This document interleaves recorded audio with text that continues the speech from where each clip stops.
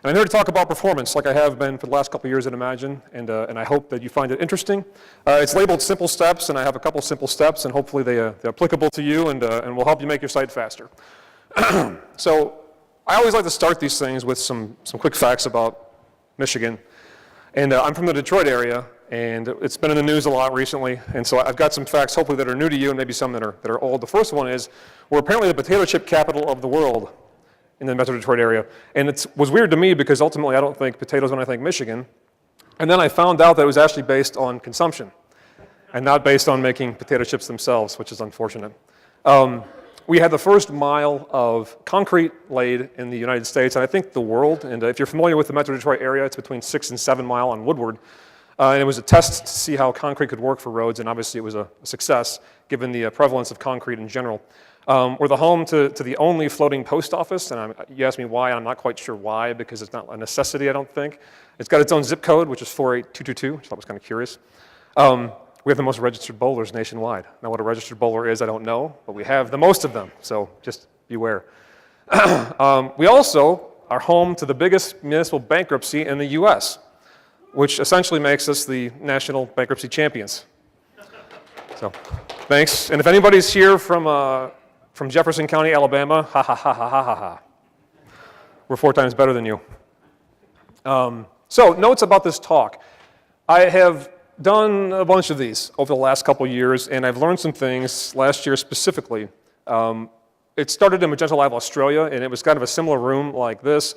It's a smaller show, the live shows, and Gary Foreman was our MC, and he ushered everybody who was in the main keynote into the breakouts, which mine followed the keynote and said, you know what, it doesn't matter if you're technical or business, you can just go to any breakout session, it's going to be great, you're going to be entertained. And so I had this packed room about this size, it was absolutely packed.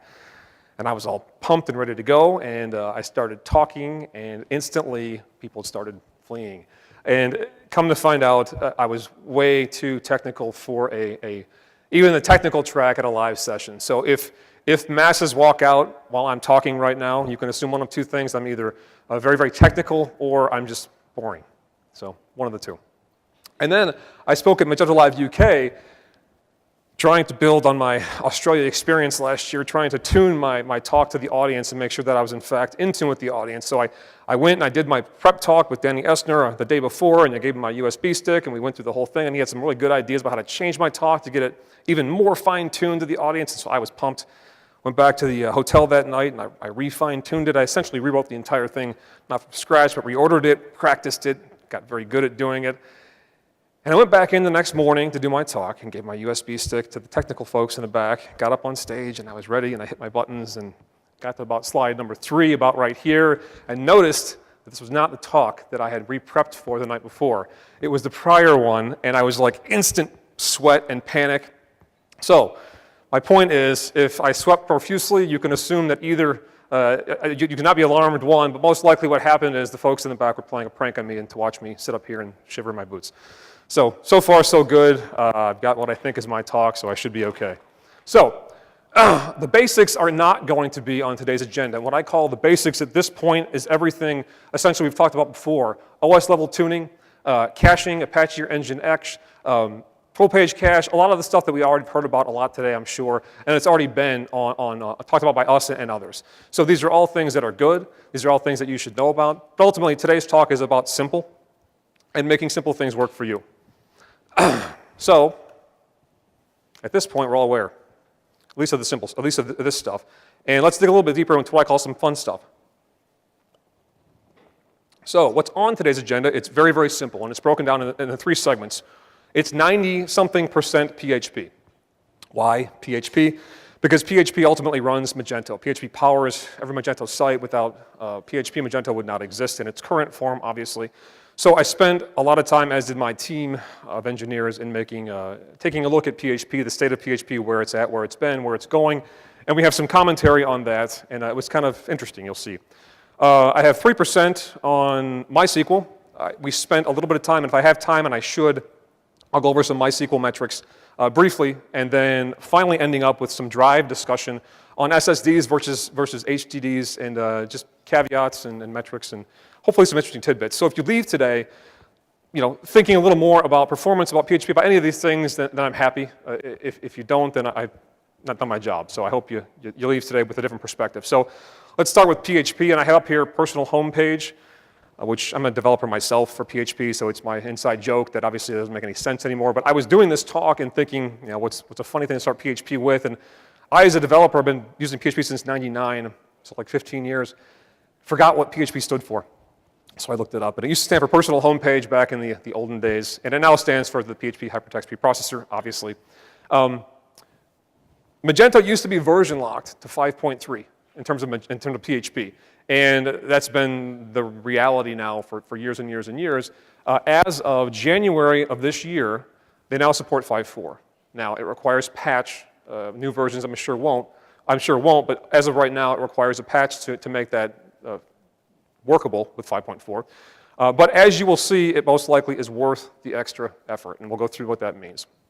So what? So 5.4, 5.3, is there a difference? And it turns out that there actually is. The PHP folks have done a really good job with 5.4 making it perform better, and we'll quantify that with some metrics very quickly here.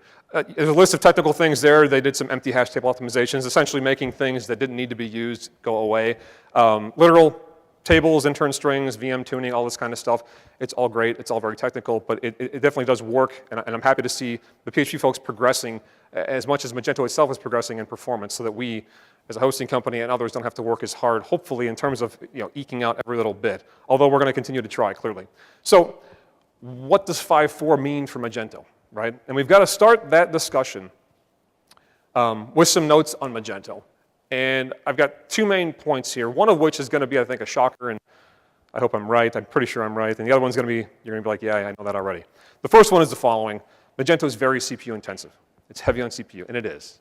I don't think many would argue with that. What I mean by that is the bulk of the time spent on the CPU and with Magento is in PHP. So when we say it's CPU heavy, yes, but it's CPU heavy as it pertains to PHP. It's not CPU heavy with MySQL. It's not CPU heavy with other parts of the components. It's essentially what's done inside PHP. So what that means is targeting PHP as a term in terms of making performance happen more quickly is a good thing. It could be a big bang for the buck if PHP can be made to perform more quickly. So MySQL CPU usage, while it is there and while it exists and while it can be high at times, is bound by PHP CPU usage. So in a single server environment, MySQL CPU usage will not eclipse that of PHP's. Even in a multi-server environment, I'll have an example at the end. We have a customer running with over 10, I think I have 15 quoted here, nodes, and PHP is still the bounds MySQL in terms of CPU. My second note is, and this is the controversial one, Magento is not very I/O heavy. I got a drink so I can explain this. So we did a lot of tests, and ultimately, Magento clearly reads and writes to the database, reads and writes to the drive, does a lot of I/O in general. That said, Magento is not waiting on I/O. It gets whatever I/O it's doing, it gets the data. The processing of that data is where the time is spent. It's not on the getting of the data itself. I have some hard, concrete examples from an actual observed client at the very end, which will go through and quantify what that I/O footprint looks like in terms of Magento and DB especially. But on the file system side and the DB side, it's not a I/O heavy application. I'm not saying it doesn't do a lot of I/O. I'm saying that I/O is not something that's a performance impediment yet, as it pertains to PHP. So if you take them both, PHP is still where more of the time is spent. So, quantitative notes to follow. And so, before I even go further with this, I wanted to stop for a second and wish everybody a 1.4 billionth Unix time second today. I don't know how many knew that or not. Our sysadmins sent around this morning. It was at 10:53 local time this morning, so happy 1.4 billionth Unix time second day. Again, half the people walk out the back. So what we did was we tested PHP and did 6 one-hour siege runs to again, tax PHP, not MySQL. We're trying to just target PHP, hitting the home page. We did tests on EE and CE both. The siege tests on EE were with a 20,000 SKU database doing roughly 20,000 product URLs. CE tests were smaller, hitting only 120, but CE we're not really focusing on. We did a bare metal config on one dedicated server with one of our typical configurations. Nice RAID card, nice drives, nice amount of RAM, CPU, and so on. So let's get to what we got. And ultimately, we're starting with CE and a baseline of 5.3.24 PHP. And so this is what it looks like. And I'm sorry in the back if that font is not big enough. I tried to make it bigger, but it didn't quite work out. Ultimately, we've got 42 transactions per second on CE, again, with our in-house test here on PHP 5.3.24. Now, our goal here is to isolate PHP, so we're going to drop in 5.4.28, which is the latest as of yesterday in the PHP release section. And just by dropping it in, we gained essentially 23%. So I've heard the numbers 20-something% thrown around for 5.4. And it's true in some context. It was nice to see that in this context of CE that bore out the fact. You can also see, under the first minute, the cache population from Magento for CE happens in a minute or two. And then beyond that, you've got a standard line of just transactions, and it's the most that it can do. So it's nice to see that 5.41 for free can give you performance on CE. This thing is our last CE test. The rest is all EE on EE. You'll see some different metrics. So we did an EE front-end baseline with 5.3.2.4, and a couple interesting things. One is, obviously, the full-page cache is a huge, huge benefit to EE. Beyond the full-page cache, you can see even before I put up the little call-out that we're getting 550 transactions per second. Again, with the exact same hardware, just a different version of Magento in this case, with our stock version of 5.3.2.4 PHP. So, again, EE is definitely bringing more to the table in terms of performance out of the box, which is nice. So now you say, okay, great, that's fine and dandy. What does 5.4.2.8 look like? So on the 5.4.2.8, you can see the graph's higher. You have some amplified performance increases based on the full page cache ramping up quicker and then PHP kind of folding over on that, getting to 615 transactions per second. So about a 12% increase. And again, these are simple tests meant to show differentials in PHP, and it's still out of the box with PHP 5.4. We're getting a 10+% increase in performance without you having to do anything besides upgrade the actual PHP interpreter. Now, I should say this. It's easier said than done, obviously. Many extensions don't support 5.4. Magento does. It requires the patch, like I'd mentioned, but it's not something that you can just turn on. You've got to do a little bit of research first and make sure that, in fact, your client's environment is available to be run with 5.4. That said, if you look at the Magento patch for 5.4, it was, I'll say it was trivial. It was very, very small things they had to do to make it 5.4 compliant. So we weren't talking like a full rewrite or some massive changes. They had to do a lot of testing, I'm sure, but ultimately the changes themselves were very moderate. So we did one more test because it was curious. We tried 5.4.14, expecting roughly the same performance as 5.4.2.8, and did not find that. 5.4.14 actually only yielded a 4% differential between 5.4.14 and 5.4.2.8. So even within the same major version of PHP, there is performance to be had. So I guess my point here is you should always be re-evaling your PHP versions and just make sure that the current version is in fact right for you. And if it's not, maybe even an incremental version higher gains you something without much pain on your side. But it was curious to me, as you can see, the test was stopped at 15 minutes because all of a sudden it was lower, which made no sense. So I was told by one of our engineers that this is a misleading graph, so I will point that out to begin with. As you see on the left, if you're in the back, the left scale is 86, it's not 0, and the right scale is 100. So what this is showing is a reindex from the CLI with the 20,000 SKUs, and it's just meant to show the differential in time spent on a reindex between these two versions. And ultimately, upgrading from 5.3.2.4 to 5.4.2.8, you get an 8% or so increase in performance, in this case a reduction in time.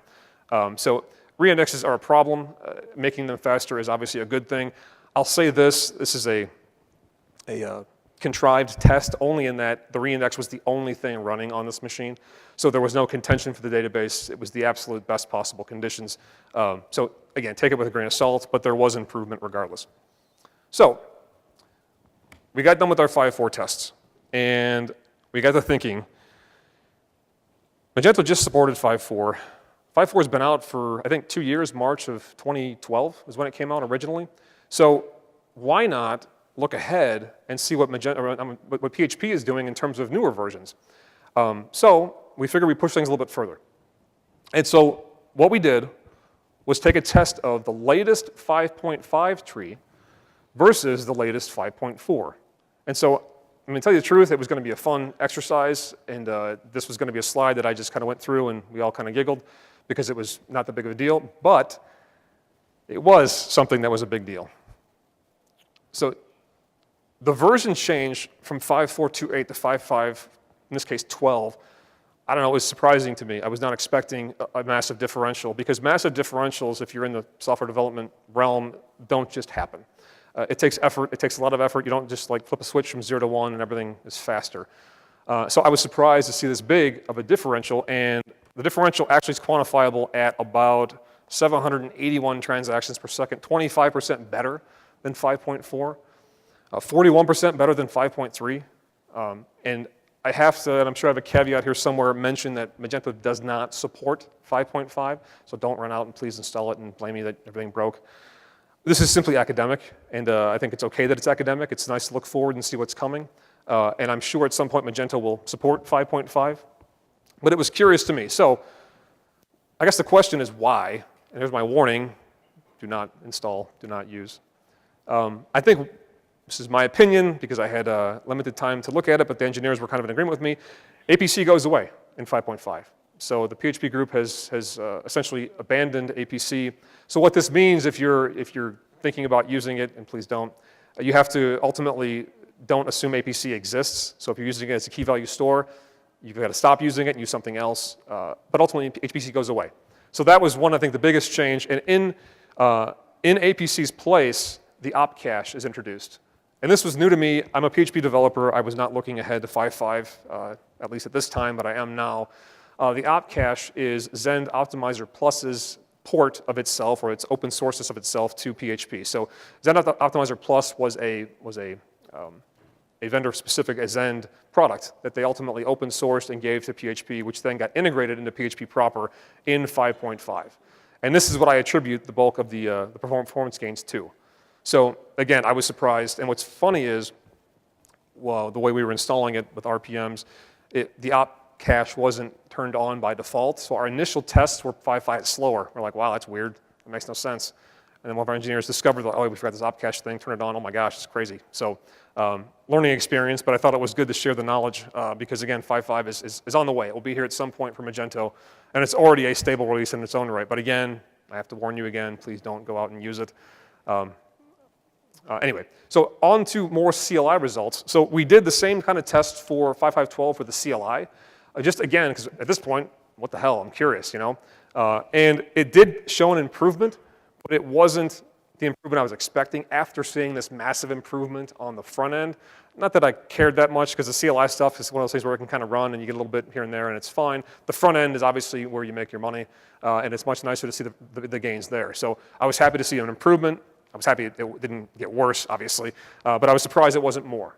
And it probably is because obviously the op cache is less involved. Caching is not there either. There's a lot of things in a CLI program that don't get engaged that do help a front-end web program. So at this point, we're like, dude, 5.5 was awesome. Like, what else is there out there? And so there's 5.6 beta. So why not try 5.6 beta? And so we built 5.6 beta. And I don't know, at this point, I'm thinking like, sky's the limit. We can start seeing 20% gains with every single major version increase.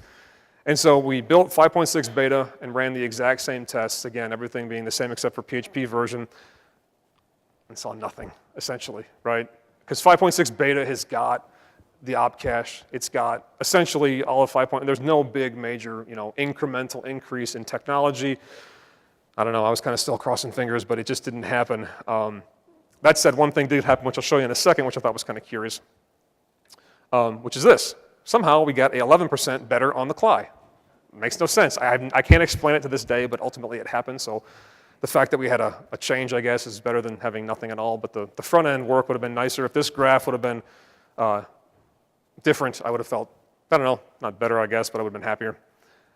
So anyway, 5.6 beta is a beta, obviously. No Magento support whatsoever, on and on and on. Again, looking forward, though, it's nice to see that PHP is doing work in terms of performance, and not just trivial, single-digit stuff, but they can do some really big gains in terms of making PHP perform better. So let's push things further, right? So there's this new thing called PHP NG, which is, I heard about last Monday. We actually have a PHP staffer on our staff. And he's like, hey, this PHP NG thing they just kind of released on the wiki, May 5th, I believe. And it's NG is new generation. I thought it was next generation, but I was wrong apparently. Anyways, the new generation PHP is a rewrite of a lot of the internals of the system as it pertains to heap allocations, storing things on the stack, garbage collection, and essentially a lot of the nuts and bolts stuff of the interpreter of the VM. And so, to this point, I was beyond curious. So we set up an NG versus 5512, but unfortunately, I swear I spent hours and hours and hours building this thing after building it, and I just could not get it stable. And so it's there, and I check Git every like 20 minutes. I would pull from Git to because they're updating the thing like every 17 minutes. There's a new update, so I pull it down, rebuild it, try it again, and I was getting seg faults, and ultimately couldn't get it working. But the PHP group, got it working with WordPress, and there was hilarious gains, 20-something%, which is on my next slide. But my point is this NG thing's on the way too. So even before we get past 5.4, we've got 5.5 big gains, NG maybe big gains. It's something to look out for. So this talk was really meant to be like 2 or 3 or 4 or 5 simple things to make your site perform better. And it kind of like got absorbed by PHP because I was kind of just like digging in this hole that wouldn't ever stop. And so just again, real quick on NG, it removes some numerous heap allocations. It adds some stuff to the stack for quicker access to non-memory items. And I won't go through all the gory details here. This one I want to talk about for a second. They had a 36% improvement with WordPress banging on the front page. It's kind of analogous to the test that I did with EE here, but a 36% improvement. And the next line down, where they go from 9.5 million instructions, and what that means is, this is my interpretation of what it means, 9.5 million VM instructions inside the PHP interpreter down to 5 million. So you can imagine they're lopping off all of this bookkeeping, essentially, that has to go on in the VM to make heap allocations be tracked and so on. And again, I haven't read the code. This is my assumption, and from what I've read from their performance docs. But it's clear that, yes, if you go from 9.5 million instructions to 5 million, you're going to speed up. It's just a matter of how much. So it was very curious. Again, this is probably years out, but it's cool that it's on the radar. And it's nice to see PHP doing the work. So beyond Magento's work, making things faster, beyond our work, beyond all the community's work, beyond the extensions and everything else, luckily we can take some solace in PHP themselves. They're doing a bunch of work to make their own interpreter faster as well. So we can just plug it in, hopefully, and get those performance gains outright. So my simple step number 1 is simply use 5428 for now. It sucks to have this whole build up to everything and it's all this stuff coming, but ultimately 5428 performs a lot better than 532 anything. Obviously, you've got to patch your system. Obviously, there are caveats, but Magento supports it, so there's no reason not to use it. So onto MySQL. And again, I said that this talk was like 90-something% PHP, so I'm going to have a very brief MySQL overview. I'll be honest, it's very anecdotal, and it's meant more to just give you an introduction of what else is out there. And I'm going to make a recommendation, a simple step on this too, but it's not going to be based on the things I show in these slides. It's going to be based on my own experience. So forgive me that. I did want to mention the MySQL here. Again, I was unaware of the MySQL acronym. It's actually not an acronym. So I looked it up as well, and I was unaware that My was Michael Wiedenhaus's daughter's name. He's the creator of MySQL. So the My is actually a name, which I was unaware. I thought it was MySQL for me, but it's not. Hence MariaDB, I guess, too. And apparently MaxDB table type is also his son or something. Anyways. So there are lots of brand options for MySQL. So it's weird in that regard because ultimately you have a choice, right? PHP, you've got PHP. I mean, you can fork it, I guess, and do your own work, but no one's been successful beyond hip-hop in terms of making a sidecar for PHP. So with MySQL, you've got Maria, you've got Percona, you've got MySQL proper that's owned by Oracle now. I'm sure there are others that I'm not even mentioning. There are probably 3 or 4. You've also got a slew of table types. Storage engines, MyISAM, ExtraDB, InnoDB, there are another like 10 that I'm aware of. So it's a much more daunting thing to tackle, which is why I didn't do it for this slide or this slide set for the sake of time. What I did do though was run some simple reindex tests on a massive data set just to get an idea of where MySQL is at for that one individual metric. And I know it's not the perfect benchmark or the perfect performance metric, but it's okay. It's still, as an academic exercise, it's still worth something. So we did 1 hour reindex runs. We had a full CLI-based indexer running for EE. It was latest version, and we had 800,000 SKUs. That was our test set on a bare metal config, roughly the same size. And I'll show you what we got. So this is our EE run, and this is, again, my very misleading graph with the left-hand side not being 0, just to show the differential. You can see on the top in the purple there is MySQL 5.1, and why did I include this? I did because it's the default MySQL server with Red Hat Enterprise 6 and CentOS 6, for the sake of having a baseline. Percona cluster is below that, and you probably are scratching your head at why the Percona cluster is slower or about as fast as MySQL 5.1. We had a 3-server Percona cluster, just again for the sake of fun, and it was not on server. So everything else here is a database server on server with this reindexer. The Percona cluster was kind of sitting off to the side, so there's overhead involved. Overhead for the cluster itself and for TCP and so on. So beyond that, it goes on the list. MariaDB is next. MySQL 5.6.1.7 is next, followed by Percona server at the very last. Don't read too much into the data. I know I have it up here as a slide, and I know you're supposed to think it means something, but this is a single run. And from our own data, we've seen that MySQL, or even Oracle's MySQL out of the box on small data sets will perform almost as well as Percona. It's when concurrency becomes high is when these divergent paths happen. So again, Percona is still the fastest right now in our test here. It gets faster, for lack of a better term, as you add more to it. It can handle more in terms of quantity. One thing to note, this slide is simply meant to show you that on a Percona cluster that you have this overhead of TCP and other, right, this I/O going on. And so that's included in these metrics, and that's part of why it and MySQL were almost neck and neck, because you have this extra overhead that the others didn't have because they were on server. So again, brief thoughts on these tests. The reindex runs, it's still PHP heavy. Reindexing is a PHP heavy process.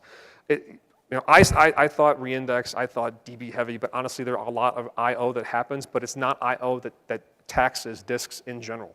And I'm going to go into disks next, and I just want you to take that away, is that even reindexing, something that all it's doing is reading and writing the database.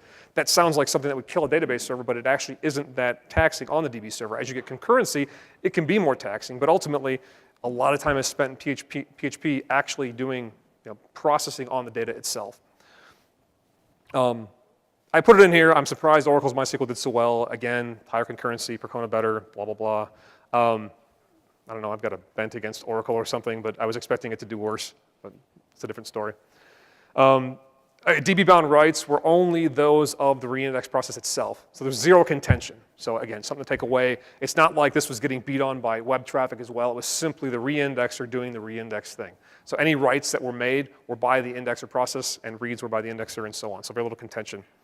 TCP and other overhead didn't mess with Percona server too much, or Percona cluster too much, which is expected. And that brings me to simple step number 2. And I made it generic here, saying simply use a recent version of MySQL. ExtraDB if possible. And again, I know no slide here said, here's the data to show you why. This is just me saying, trust me, and you don't have to, obviously, but it's based on experience. And I want to go deeper into this, but there are so many, we need to actually take a survey of all the DB servers out there and get an actual working knowledge of which one makes what tick. So with that said, I want to spend the rest of the time on hard drives and solid state drives. And I know I'm kind of bouncing, but this was interesting to me, and I thought you might like it as well, because honestly, it shocked, much like the PHP stuff shocked me, this shocked me as well. So I hope it makes you scratch your head a little bit. First off, hard drive versus disk drive versus SSD. I'm 40 years old this year, and I'm of the generation that calls everything a disk drive. So I've been chastised more than once about saying disk drives because, or SAS, I say SAS, it's a SAS drive. I've been told that saying it's a SAS drive is like calling a semi-truck a diesel. So I'm going to try not to say that. If I mess up, though, and call a hard drive a disk drive, please forgive me, because apparently it's disk drive and solid state drive, and those are our 2 camps right now, and then you have your interfaces.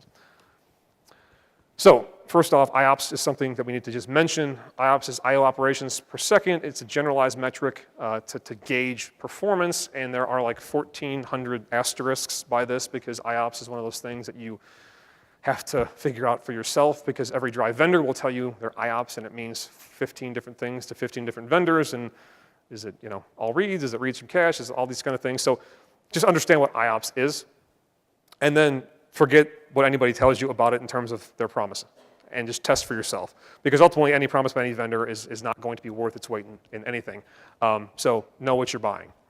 All SSDs are not created equal also, and I see this time and time again. The IOPS thing is one. You buy one with massive IOPS, and that's supposed to be better. But again, what is an IOPS? Beyond that, you can buy an SSD for like $80. Or you can spend, 4, 5, 6, 7, even more on the same size SSD. Is there a difference? Absolutely there is. So you see a lot of hosting companies use consumer-grade SSDs when they could be using enterprise-grade SSDs. And yes, you're getting an SSD, fine, that's good, I guess. But ultimately, are you getting performance? Not really. So just beware and ask the questions. Quality SSDs are still about 2 times the cost of quality hard drives when it comes to spec for spec in terms of performance. SSDs may perform better IOPS-wise, but price-wise, you're going to spend about twice as much. Know your workload profile. If you're doing all writes versus all reads or vice versa, it makes a difference in any hard drive situation. So just know your profile. Magento, is more read-heavy than it is write-heavy, so the reads make a bigger difference. That said, a write can kill performance depending on when it happens and on what SSDs you use and blah, blah, blah. Hopefully, what I show you next is going to make you feel better about all these details. So the best way that I could think to make this applicable was to actually use a real-world client that we've had for a couple of years now and show you what it looks like on a moderately large Magento install. So what we did was we metered this client's usage for a week and got metrics from their disk drives. And they are all hard drives. It's just the way it happened. I don't think it's bad or good. It's good for them. But it's not like a performance decision that we chose SSD over hard drives or vice versa. They're running on Magento 112.01.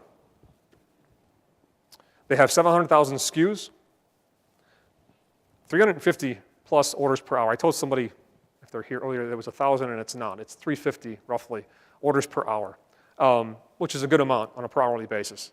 So it's churning. It's a big database. It's a lot of orders per hour. And so, wow, that tells me lots and lots of I/O, lots and lots of overhead. Everything about it should be off the charts. They have 15 web servers. So it's a lot of horsepower. These are 8-core machines, 24 gigs of RAM, 2 database servers. Note is that they're not using both in active mode. One is simply sitting there in replicated mode getting the data as a hot backup, essentially. So they're using one database server as their primary, and only reads and writes are going to only one database server, period. And I'll talk about that more in a second. One file server, serving just shared storage assets, not serving code, just shared storage. So media, var. FBC Magento with Redis, they have a CDN set up.